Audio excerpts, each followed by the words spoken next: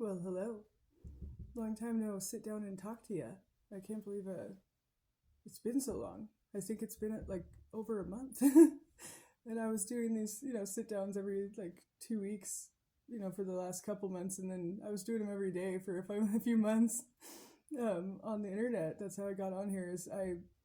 I was so alone. I had no one to talk to. And I have to process, you have to speak it out loud to be able to process any information. And I kept on repeating these cycles and all these behaviors and these relationships, and the same thing kept happening to me over and over and over again. And I seriously was forgetting. I had really bad brain injury, and I was forgetting everything. And I started filming them for a multitude of reasons, but I wanted to be able to look back on my tarot sessions. I wasn't remembering them, and I was really wanting to look back and be like, well, didn't that, I had to get this card 3 days ago, and let's see how that worked out. And so I started filming them, and I was like, my phone was shit, and I couldn't save them, so I just started posting them on YouTube.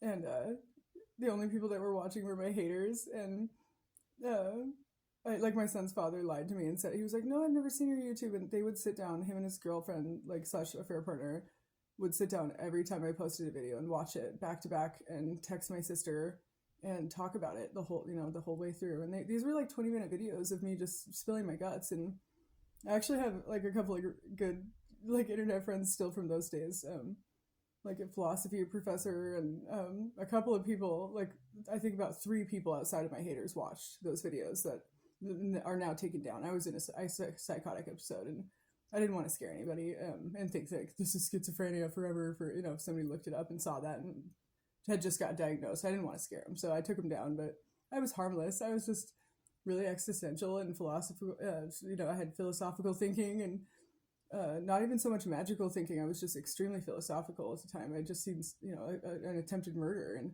and it's not the first one I've seen, and it was just a lot. I was just at the time I didn't know the guy was still in a coma. I thought I'd seen a murder, and and I had just had some Aquarius treat me so terribly, and my whole family had betrayed me, and it was just a heavy time, and I needed someone to talk to. So I talked to the camera, and and didn't realize I was talking to my haters too. But I think that I'm kind of glad that it happened that way, because now I could say anything in front of anybody, and I don't care who's listening. It's not going to change how I move or feel, or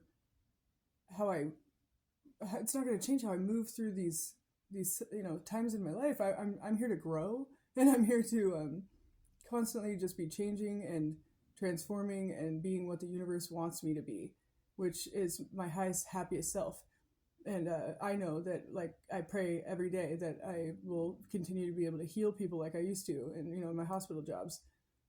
So I'm working towards just being able to heal as many people as I can somehow. I don't know how the universe is going to have me do it, but I'm starting to really listen to what people say about me. I used to not listen at all, because I had to kind of cut all that out. When the haters came in, I was like, I don't listen to a fucking word, whatever anybody says about me. I don't give a fuck, because I truly had to give up what the world thought of me. And I noticed that the more I did that, the more I would get these spiritual gifts that I have. And but I've slowly, like lately, I've been really trying to actually listen to the positive opinions of me. And I'm noticing, like, every one of my lives, I have at least 20 people. I'm not joking. I'm not exaggerating. At least 20 people each one of my lives. And usually I have 3,000 views on Facebook. At least 20 people openly say, oh my God, your energy is fire. That specific phrase, fire. And I've had a couple of tarot readings too in the past couple of months, and people are telling me that I have like a fire inside me, and that I'm a healer, and like my fire is going to heal people. And I've been like slowly creeping into the world and like listening to what people have to say to me, because I'm starting to see that the universe is speaking through people and trying to tell me something.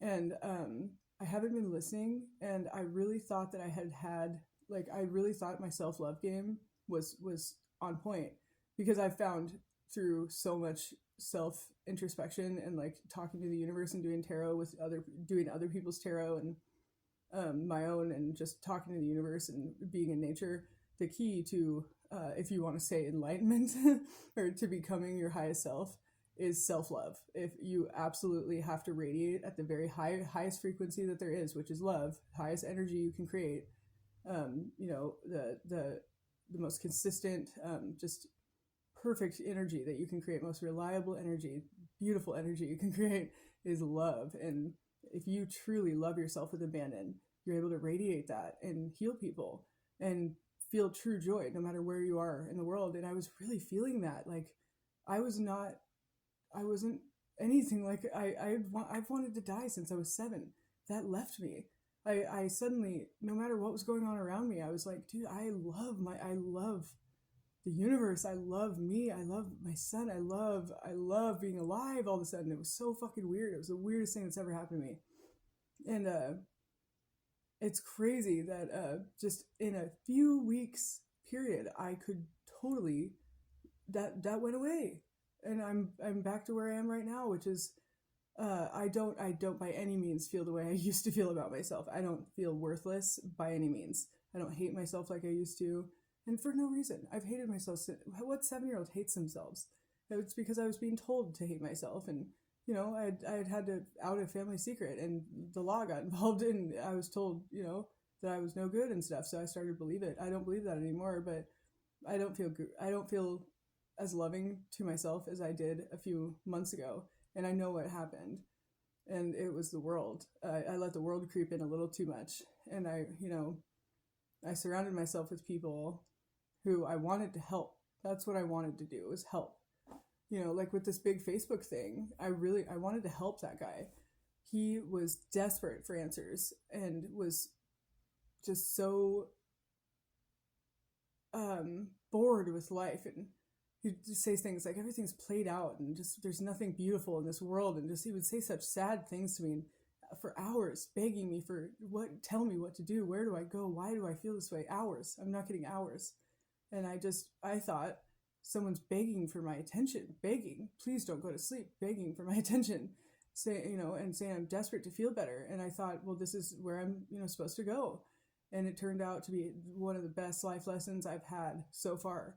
And I'm so glad I learned it without a lot of like damage to my actual life. It was just damage to like if people cared about a pretty like big time job or whatever. But because I was getting 30,000 views, I was getting in between like 9 and 30,000 views for each of my live streams, which I'm extremely proud of. But I don't give a fuck about views, and you all know that. So I don't care about views. I just want to help people. And I really was like, well, he's begging me for my help. I got to be here to help him. This has taught me that I need to use discernment with who I help. People are going to be begging for my help, and it's happened since, and I've had to learn to say no to certain people. There will be people that will beg for my help and beg for the knowledge that the universe has blessed me with, and they're really just there to steal it. Just like my Aquariuses. They begged for my love, because I have the deepest love you'll ever feel. Many people out there have it, but I radiate at a frequency that you will not find deeper love than mine. I can love the unlovable, and I can scrub their hate clean. And what they end up doing is leaving afterwards. They can't stay at that frequency because they're not there themselves yet. So I can keep them there and hold them up for a little while, sometimes even a few years, but eventually they have to go back to their own frequency. They have to. That's just the way, that's the law of the land, I can't hold them up forever. It's, I can't. So, eventually they go back to their own frequency, they use me, and once they're done with what I've given them, they're gone. And I'm left just absolutely devastated. And I'm really learning that it happened 2 times in a row with an Aquarius, and second Aquarius was like way level up at first Aquarius, like a self-actualized first Aquarius, just mature, gorgeous, successful man in the world, very important guy.